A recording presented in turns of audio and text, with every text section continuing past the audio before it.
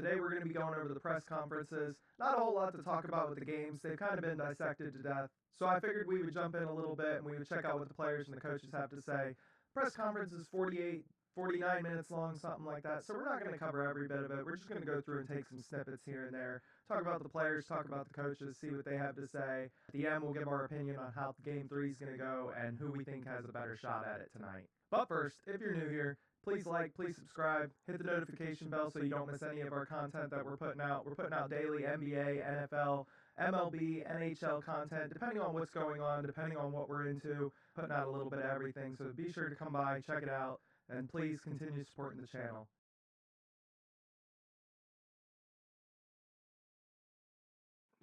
Joe, I'm going to interrupt you. I'm going to start out. This is a great day for me today.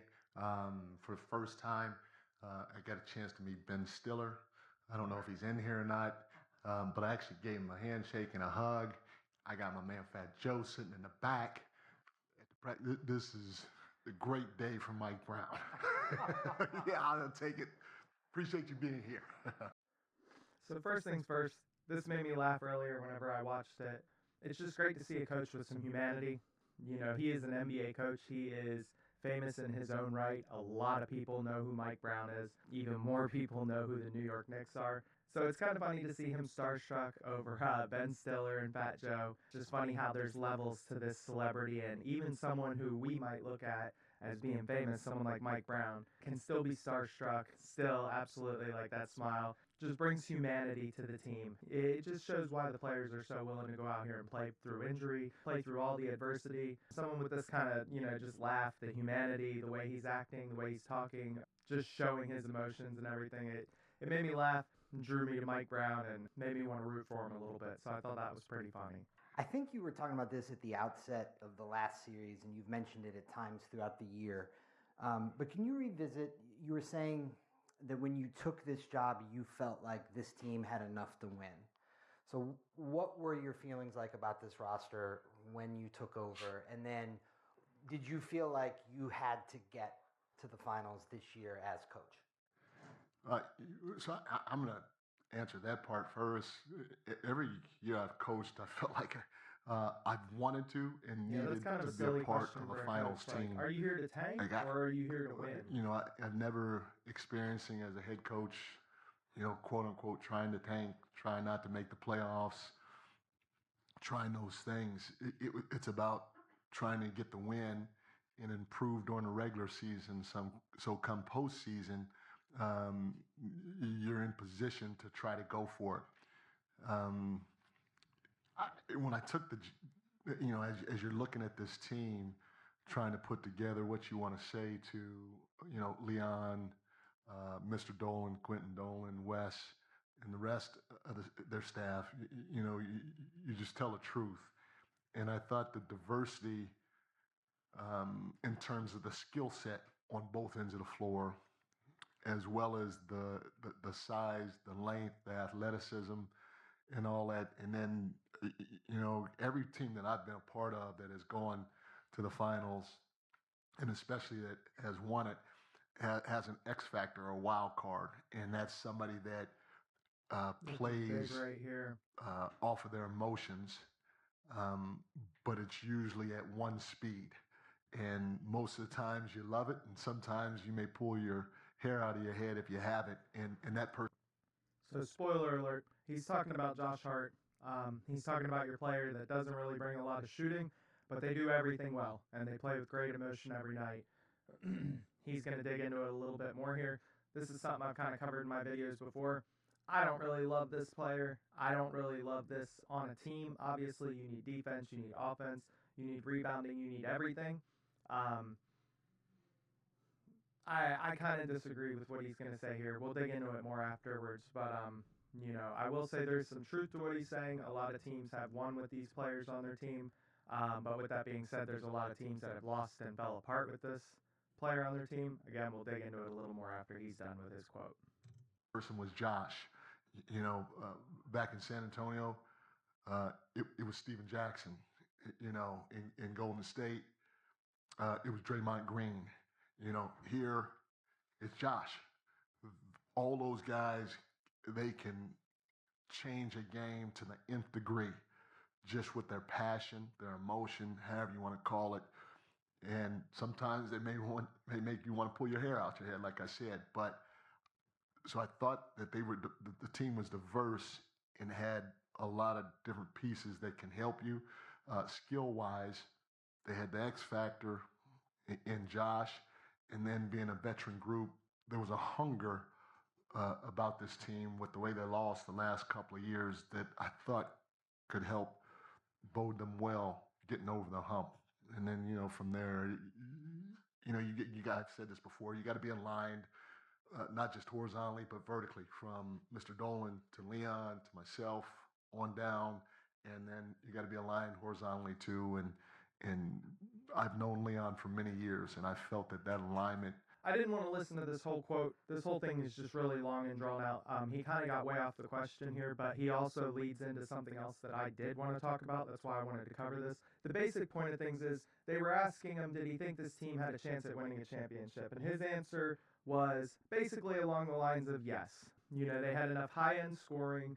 They had assets. They could make trades. They also had defense, and they have an X factor. In that X factor, he's basically referring to a guy like Draymond Green. Here, he's talking about Josh Hart. Me personally, I have a little bit of issue with these players. I think they can be a liability during stretches of the game that could be very important later. I think you've seen it here where Josh Hart has kind of been in and out, and Landry Shamet has actually been the guy. He's playing defense and he's shooting. Josh Hart, obviously, if you want some rebounding, you need some tough defense, you need to just make a couple stops, he's the guy they're going to bring out. But he's giving him a little bit more credit here. He's kind of saying more along the lines of Draymond-esque. I think the big difference with Draymond is you didn't really need a big on the floor when you had Draymond. Draymond covered the interior. He made sure that nobody wanted to attack the paint. Say what you will about Draymond, but he's knocked down shots when it matters. He might not be the greatest regular season shooter, but throughout the playoffs and throughout the postseason, finals, stuff like that, Draymond's done exactly what he had to do. No slight on Josh Hart here. I love Josh Hart as a human being, as a player. His story's amazing. How he's gotten here is amazing. But I think this is a little misled. I think that Brunson is your driving force. His gravity opens up Mikal Bridges, opens up OG Anunoby, even more for Karl Anthony Towns. A guy like Landry Shamet, they're so worried about Brunson that a guy like Shamet can just play defense, hit open shots, and looks like an amazing player. Someone who will probably get a bigger contract moving forward because of this postseason showing. Nothing against anything, or any person in particular. I'm not trying to slight anybody. I think this was just a way for him to sneak out some love to a player on the team to kind of show that there's been similarities between this team and other teams that have won before. But again, me personally, I just feel like he's making a comparison to a player where it's not the same. We're talking apples to oranges, not apples to apples here. They've done a great job of winning with Josh Hart on the floor. We've just seen a lot of games this year where he can't buy a bucket and you can't keep him on the court if he can't shoot, because then you're playing 4-on-5 and it can only take you so far. Correct me if I'm wrong, but when you come to New York, it seems like there's a lot of pressure, big personalities, big egos. It seems like you have divorced your ego. You always deflect praise and pass it on to your coaching staff, the players. I'm curious, was that a calculated decision that you made upon taking this job to kind of not make it about you, or is that evolving? No, I'm just telling the truth, man. Like, my staff is great. They're extremely diverse. They've all stepped up at different times. Same with the players. I don't know if this is me personally. I think anybody that says, I got us here, or I is flat out lying. You had to have help from somewhere. Preach. And I truly believe it. And when you do, you want to make sure you recognize everybody else, because it definitely ain't about just me. I'm just telling the truth about the staff and the players as we go along. So not calculated, not made up. Again, I'm just telling the truth, and if they weren't, I'd let you know somehow, some way. He's not lying here. There are not very many teams that have won a championship in history without great coaching, great GMs, great staff, training and health, rehab. You need all of these things to come together at the same time to be able to win a championship. short of the Golden State Warriors through their peak where you just could not outscore them because, it was Steph and Clay, and then it was Steph and Clay and Kevin Durant, or short of the Shaq era where you just could not stop Shaq and he was going to put up so many points and his teammates just had to do their thing and the win was there. Short of those special teams that just you knew they weren't going to be stopped by anybody, he's absolutely right. Most of these teams, they have to have perfection from top to bottom. Seeing him come out and just be humble again with all these questions, it seems like they're not necessarily trying to drag something out of him, but they're kind of poking at him a little bit. Like, why are you so humble? Why are you so humble? And he's just hitting them in all the right ways. It's the team. It's this, it's that, it's this, it's that. Everybody worked together. It just makes it so easy to play for a coach like this. And I know I didn't cover a ton of his presser. It was about 8 or 9 minutes. We kind of just skipped through it. But in fairness, the reporters didn't give us too much to work with here. But again, great coach, great answers to the questions. I feel like, he just, if I'm one of his players hearing everything he's saying here, it's like, yeah, he knows what's up. It's us, it's everybody. If I don't do my job tonight, if I play my best, but I can't get it done, I can count on my teammates, my coaches, and the staff around us to help make sure that we still get a victory. And I think you've seen that over a couple of these games. Game 1, they came out in Game 3, couldn't buy a bucket. They still ended up running away with that game at the end. Now, Brunson was absolutely clutch, had some crazy shots. Game 2, up and down, up and down, up and down. Then the Spurs just couldn't do what they needed to do, and the Knicks put their stamp on it, The Spurs had multiple opportunities to win that game, and the Knicks just did their jobs. And I think it's because of a coach like this. I can't say enough about Mike Brown. Hey Josh, Sam Brock with NBC News. You've obviously played in a lot of home playoff games at MSG, but nothing like what we're about to see Monday night. What are you anticipating? I mean, the Garden going to be rocking. Obviously, in this city we love our Knicks, so they're going to come out, show love, support, and the energy is going to be electric. Josh, when you just start talking about this, 1.5 points, 10.5 rebounds, 5 assists, 2.5 steals. Again, I am not slighting Josh Hart at all. Those numbers are absolutely insane. But that's exactly what I'm talking about here. He's going to have to make shots at home. Otherwise, the Spurs are going to end up stealing one. You're going to give them momentum. You can't let Wemby find his footing because he's already shown against OKC, against everybody in this postseason, that if you give him a little bit of room, he's going to take advantage of it. Love Josh Hart. That stat line is insane. Just from your vantage point, how would you describe kind of like that journey as a team? Obviously, I think you guys always try to make it very clear that you guys are in the process of trying to get there.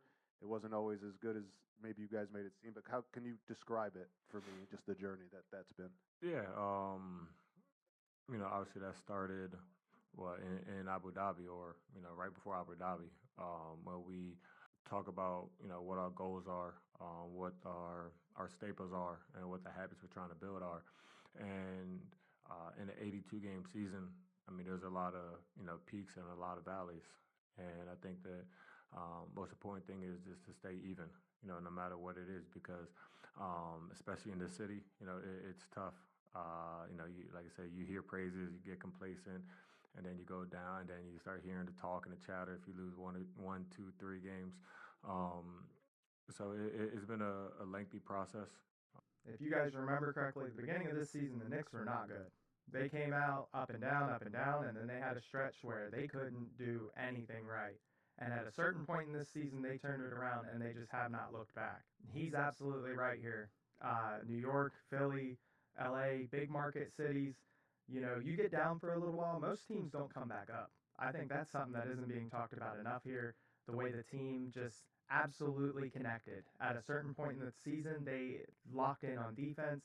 They decided they weren't going to get pushed around anymore, and they have been on an unbelievable run since then. So props to all the players on the fact that they had the mental fortitude and just the balls to come back and tell New York, all right, yeah, we suck right now, but watch what we're about to do. And, where they are now, 2-0 up on the Spurs in the finals, you can't speak enough on these guys' confidence, toughness, mental toughness, just everything that got them here.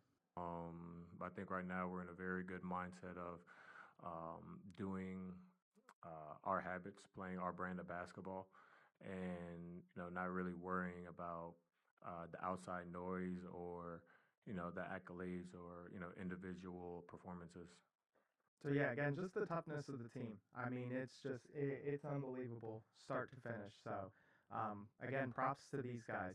I wish the reporters would ask some better questions, some stuff that we can kind of talk about a little more. But it's more just, how are you feeling? What is this feeling like? What is it like? Everybody's asking all the same stuff. Hey guys, what do you do? What do you plan on doing to stop Wemby?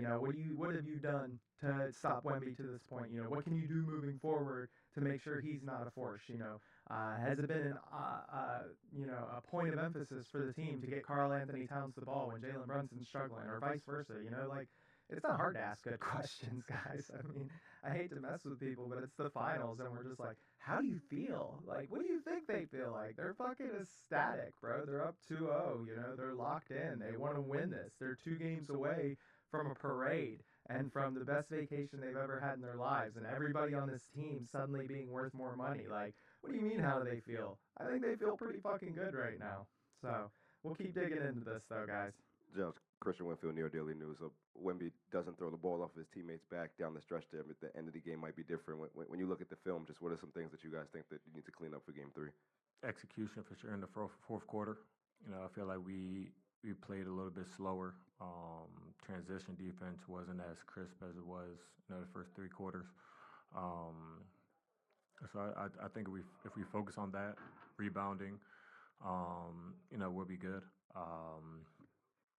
In terms of that play, you never know, because we could go down and get a stop, and so you never know what what play can change a game. But for us, we know that we have to be better. I think we were up like 14 at one point in that fourth quarter, and I think we were the best fourth quarter team in the league. So we got to make sure we're locked in and executing in that regard. See, there we go. Now we're finally getting something we can talk about. So, as he said there, they're getting tired in the fourth quarter. They're moving a little bit slower. That's something that's different than they've done this year. This year they have been one of the best fourth quarter teams. They have an unbelievable sense of time and when it's running out and what they need to do to make sure they finish the game. It's a great point there. He's also right, transition defense. They were up 14 at one point. They let that slip. This is exactly what I'm talking about earlier. You can't let Wemby get started. Luckily, Wemby made a young, I wanted to say rookie mistake. He's not a rookie, but, a young NBA player mistake. Mistakes you cannot make in the postseason and in the finals. It was a bit surprising to see. Wemby has been a little off through this whole series. There's definitely something going on there. This is exactly the kind of question you want, because Josh Hart didn't give the greatest answer, but he did give a really good answer, because everything he said is absolutely right. Better transition defense. They just got to be better and tighter in the fourth quarter, and it seems like up to this point, it's been a little hit or miss. So game 1 was pretty good the way Brunson put it away. There were still some opportunities by the Spurs, just a lot of ugly shots, missed shots, not playing Dylan Harper in the fourth quarter. So there's a lot that goes into it. So the Knicks are definitely lucky to be where they are, but at the same time, this is exactly what they have to focus on moving forward if they want to have a shot in Game 3 and 4. Dan Devine, Yahoo Sports. Just different franchises sometimes are defined by like a style of play. This team's got this kind of identity. Showtime Lakers, fast-breaking teams, stuff like that. As you've grown up in the game and then been here, like, is there an identity that makes for a great Knicks team? Like, when you think of the Knicks over the time, like, what kind of makes for a great Knicks team? Toughness, grit, physicality, energy, clutch plays. I think that's what you think of when you think of, Knick basketball. That's something that we want to do. We want to come out with energy. We want to come out with physicality and be focused on the game plan and go out there, and especially with the guys that we have in the locker room, we're going to make plays. We're going to make big plays. We're going to do those kind of things. And, that's kind of our brand, playing fast, and having fun. It's a great way to end this presser for Josh Hart. Physical defense and fourth quarter. That has been the Knicks all year. Everything I've seen from them, just physical offense, physical defense, and closing in the fourth quarter. I mean, and that's what you're seeing here still. Through all the ups and downs with shooting that individual players might have had throughout these first 2 games, they've stayed physical. They've stayed vigilant in the fourth quarter, given up some leads, but they never let it hurt them too bad. They never cost them a game. Again, comes down to mistakes, but at the same time, that's a beautiful way to put this team. This was a great question. This one made me feel a lot better about this presser. So we got a couple good ones at the end. Jalen's numbers offensively obviously haven't been quite up to what he's capable of, but he's still stepped up and made huge shot after huge shot for you guys in the clutch. As an elite defender yourself, can you speak a little bit to what makes it just so hard to guard him? You know, he's a lot of counters. He's relentless. You know, doesn't matter if he's missing shots or making shots. He's always the same way, always composed and poised, and always aggressive. Kind of a short answer here, but I mean, he hit the nail on the head. The other thing that he could add in here is Jalen can miss 10 shots in a row, and he's still going to come out with the confidence on a step back, turnaround jumper, behind the back leg, whatever he's got to do. You know, he's still shooting with elite confidence. I think that's one of the things I would have thrown in there. AOG, Sam Brock with NBC News. Obviously, Victor Wembanyama presents a physical player that the league has never seen before. But the strength that you brought to the table and also the connectivity of all of your front court players seems to have been a counterpunch so far to that. What version of Wemby are you expecting for Game 3? I mean, the usual, you know, aggressive, talented, relentless, the usual Wemby. I mean, again, short answer, he's not wrong. Every game they're playing, they're expecting Wemby to come out and play at an MVP level. You know, they're just going to continue to treat it as if Wemby is unstoppable, and they're going to go into the game doing everything they have to do to stop him. It's worked up to this point. If it ain't broke, don't fix it. I mean, short and simple, but he's absolutely right. Hi, OG. This is Hussein Alou from Bahrain. We have seen the last game that there were some lead that the Knicks had, some strong lead, but in the last minute, things have changed. This might cost you the game. So how are you going to prepare to prevent that from happening? Oh, just same as usual, you know. We know basketball's a game of runs. At the end, they went on a run. I mean, that's how basketball goes. So just doing the usual, trying to be locked in for 48 minutes, and knowing teams will go on runs, but we're going to go on a run too. So just responding to the run. Another great question here. Not sure who the reporter is, but I love this question. It has been a game of runs. There has been a little bit of luck going into it, but that's exactly right. You know, it's a game of runs. Just continue to play your ball, your brand of basketball. OG Anunoby, man, a few words, but, bro, he ain't wrong. If people want to know what it looks like in New York right now, normally you guys wouldn't be here on a practice day. Are you looking around at all? Do you get a sense of it at all? Will you try and look, or not until it's over? Not until it's over. Are you letting your family come look, your friends, anything like that, or they can do what they want? Locked the fuck in. Always loved Brunson. Always loved Brunson. He's been a dog for so long. People just have no idea. But this is hilarious. You know, I imagine a lot of the questions are just going to be baiting. Brunson's locked in. We got another game to win. You know, Mamba mentality. I mean, you look at this face. He's locked in. You know, it's funny. You know, he's still got humor. He's still human, but locked in. Absolutely locked in. I love this. Jalen, I know you might not be, looking around just yet, but just what do you think it means for this fan base to have a finals game in this building and for the first time in such a long time? I think it's really cool. 27 years since the last finals game in this building. I know our fan base is really excited, as they should be. But as a team, us inside the locker room, we have more work to do. The energy is going to be insane. That's my number one thing that I'm waiting for, is just watching the way the top blows off this building. It's going to be absolutely insane. I cannot wait to see it. It's just going to be absolutely wild. You know, I can't even imagine, as a Sixers fan, we know it's been forever for us, but I just can't even imagine what the Garden's going to look like tonight. It's going to be amazing. And again, Jalen's locked in. Good for the fans. He knows how long it's been. He's not stupid. Locked in. Hey, Kat, this is Agent Zero from Agency News. Obviously, there's been a lot of attention on your matchup with Wemby. Yeah. How's that been as a challenge, and how do you feel like you're doing so far? I mean, it's great when you get to go against a great player, a player that I've spoken about countless times. That's going to be as a generational player, something we've never seen in NBA before. So to be able to go and play in this moment against the best is all you can ask for. And I think for us to be in this position right now at 2-0 speaks to our team's resiliency, grit, and what we've been able to do collectively as a group to put ourselves in this position and to be coming home here with that kind of success. Completely underrated defense on Wemby. I know a lot of people are talking about it. I still don't think people fully understand how amazing this matchup has been. The fact that the scoring output in game one, along with the defense, and then game two just being all around, kicking the ball out, facilitating a little bit, 3 steals. Karl Anthony Towns has absolutely elevated his game for the playoffs. And I saw a report the other day about how even if they win, they might still trade him. My opinion has completely flopped on Karl Anthony Towns. He's absolutely flipped my opinion on him. Definitely finals MVP, front runner, him and Brunson. It's just been absolutely insane, and I look forward to watching him every night, which is something I couldn't say in the past. So really, really good for Cat.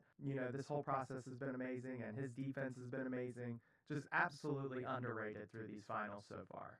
Being down 0-2, Peter Splendorio, New York Daily News. Just with the Spurs being down 0-2, now coming here, just what are you kind of expecting from them in terms of physicality, intensity? Like, what are you expecting them to bring? I mean, they're best. Every single game you expect their best. That's how you don't, get caught in a way lacking. Just you go out there and you expect their best, and you want to bring your best. This is the NBA Finals. There's no time to take any game easy or to take any game lightly. Yeah, I mean, he's not wrong. The Spurs are not going to give up. They're not going to roll over and die. They're not scared of the Garden. The energy works both ways. All that noise in the beginning, builds them up the same way it builds the Knicks players up. And then if Wemby comes out, hits a 3, gets a block, hits a dunk, another teammate hits a 3, whatever, just they start fast. The minute the air gets pulled out of that stadium, they feel like they're in control. Nobody's going to doubt the Spurs. Nobody is going to doubt the physicality of the Spurs. The Spurs are wanting to win a championship all the same as the Knicks. I think it's going to be an unbelievable energy, unbelievable series. Good answer by Kat there. Way to just make sure that everyone knows we're still locked in. We got a game to play. Ever since college time, Guideo Padilla, Filter 360, Puerto Rico. Yeah. And I have seen a change in your game, but being effective. Can you take us through what changed in your mind and how you were to pick certain spot in the game and for the benefit of the team? Yeah, I mean, it's about impact and winning, and especially this year, throughout the year, I've always had to change my role for the betterment of the team. I've always had to change the way I play so it could be most beneficial for the team. And taking all that experience this year, I've had to do it on the fly. It wasn't like game by game. It's been quarter by quarter, and that comes with experience and just knowledge of the game and just time playing the game, time putting shots up, time reading defenses, seeing defenses, offenses. So, like I said, one game, Jalen got hurt. That's when I have to be a primary scorer. And then other games, when he's cooking, I got to be, facilitator, a hub, a assist maker, aggressive in playmaking. And then there's games I need to do both when he's in and I'm in, and I got to be able to do both while his shots, warming up. And, there's also days where I got to be a decoy. I got to be the best screener. I got to be the best spacer for our offense. So I think that right now, whatever it takes to win, especially when you're in the NBA Finals, I'm willing to do.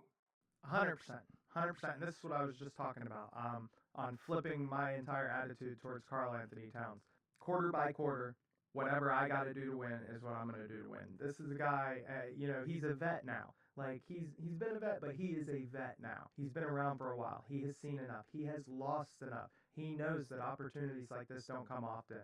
He's going to do whatever it takes. He is going to do whatever it takes to win here. Facilitating, to see him do something like that, people, I know, me included, nobody thought he was going to be a facilitator. 7 assists for someone his size that's done what he's done over his career. Minnesota Cat would never. It just would never. So this is growth here. This is buying into the coach, what Mike Brown's doing, what Jalen Brunson brings to the table, having teammates around you that are all in on winning. I mean, this is amazing. Cat is a totally different human being now than in the past. And, you just love to see it. You're rooting for it at this point. I shouldn't be rooting for it, but I keep finding myself, rooting for the storylines and just, how hard these guys have worked for it. And, even being a fan of a different team, of a rival team, It's insane. It's absolutely insane. The love of basketball overwhelms everything, overwhelms who we root for. You know, this dude has been through so much, and just to see him being this player that he is right now, it just makes him deserve it. You know, it makes you feel like he deserves it and he's earned it. Before we move on, just want to say great presser from Kat there. I think OG Anunoby and Kat absolutely hammered this press conference out of the park. It's just great answers. You know, and the mentality is there. You can just see they're locked in. You remember about that finals when you're up 2-0, and have you kind of reminded your teammates that 2-0 doesn't mean anything? Yeah, I just remember just losing 4 straight. That's what I remember out of that. And yeah, they all know too. And they all understand as well. Just knowing that the series far from over, and gotta keep being playing desperate and be the more desperate team. But we do a great job, and we understand that after every game, no matter what, it's always 0-0 at the end of the day. Great question, great answer here. You know, a lot of people forget Mikal Bridges is part of one of the most epic collapses in finals. Maybe history. I don't know. Maybe it's not the most epic, but it was pretty bad. They lost 4 straight after being up 2-0. You know, again, Mikal here had a great game last game. Seemed like he wasn't going to miss anything through 3 quarters. I mean, I don't remember him really missing much. 4th quarter, he obviously came back down to earth, but just another testament. Every time you stop one Knick, there's another one there. Their starting 5 just gives you so much offensively and defensively every night. It's a hell of a challenge for the Spurs, and good for Mikal, man. You know, I've rooted for this guy since the 76ers drafted him and traded him, the Villanova days. You know, so just good for Mikal here. Finals, losing, going from 2-0 up, stick with you for a while? It's always going to stick with you. We talked earlier in the playoffs about the list of star guards that was building up that you were guarding. Now you got some young kids in the mix, the Slash brothers over in San Antonio. What challenges have they presented, and what... Are they really calling them the Slash brothers? I've never heard that before right now. That's kind of cheesy. I mean, if they were better, it'd be cool, but right now it's kind of cheesy. Challenges have you felt you've had to adjust to defensively throughout this series thus far? Yeah, no, all their guards, I mean, all their players got, a really good team. But, their ability, their user speed, quickness, and, I think just physical, and they can finish really well, brings challenges, just guard them as a team and, help each other out. Obviously, you got 5 guys out there on the tandem, but just playing good team defense. But, they got a lot of great players over there. Obviously, just a very player-oriented answer to a question. Elaborating on that, it's underrated how good of a job he's done. Every time you start to understand what one of the San Antonio guards is doing, another one comes in who does something totally different. Covering De'Aaron Fox is not the same as covering Dylan Harper. It's not the same as covering Stephon Castle. It's not the same as covering Dylan Vassell. All 4 totally different players. They have similar qualities and similar traits, but every time you get used to one, you have to switch to another. Going from bigger guards to a smaller one like De'Aaron Fox, who's faster. Just completely underrated how good the defense has been from the guards from New York. And Mikal does cover the majority of the heavy workload. So to put up a scoring night like he did last night on top, or the other night on top of defending these guards, absolutely insane. Mikal, they've had a lot more transition opportunities than you guys have had in this series, but they haven't scored very efficiently in those transitions. Can you tell me about like y'all's like defensive philosophy, getting back and not ceding anything easy? Yeah, they're a really good transition team, and you got to get back, show bodies. I think we still got to do a way better job. I know what you're saying. It might sound like it, but for us, I still think we got to do way better. I don't think we up to what we're supposed to be doing as a team defensively in transition. We just got to, obviously we do some good things, but I think there's a whole lot of room to get better. A lot of this boils down to luck. There has been a lot of luck in New York. The way the Game 2 ended, the fact that their scoreless run in the 3rd quarter of Game 1 didn't end up costing them the game. There has been a lot of luck. So it's good to see the players are locked in because, they've done well, but he's absolutely right. They could do way better. You stop all those transition attempts, maybe not all of them, but most of those transition attempts, and you're guaranteeing yourself a big part of this game. So he's absolutely right here. And the Spurs, That's exactly what they need to be paying attention to on the other side. You've had so many missed opportunities. It makes you wonder if they'll really lock in on this game and try to take advantage of those situations just a little bit better. You had a little slump offensively early in the playoffs, but then you got back in your bag. How important was it for Coach Brown, his staff, and your teammates to stay down with you? Yeah, very important. Just help me just stay in the right mindset. But yeah, they helped me out a lot, and just staying together as a group, and knowing the biggest goal is to win. So personally, I think I got to be the best version of myself for us to have a chance. Couple things here. First off, great question by Fat Joe there. Bridges was struggling a lot. Came out last game, again, looked unstoppable. If he decides to go on a heater for the next couple games, it could be exactly what New York needs to put the nail in the coffin. Goes back to what I said a minute ago. Every time you stop one Knick, there's another one there to pick up the slack. So 66.7% from three, 4.5 rebounds, 4.5 assists, 14.5 points. Unbelievable. Just unbelievable. This is a guy who could carry a lot more workload. He showed that in Brooklyn. He could do so much more, but he doesn't have to here. It's just unbelievable having these kind of weapons coming off of, the rotation behind Brunson, behind Cat. Just unbelievable. So the last questions there we kind of skipped over. There was one about him playing all 82 games. He's an Iron Man. He comes out, he does everything the right way. He's playing careful, but he's also playing aggressive.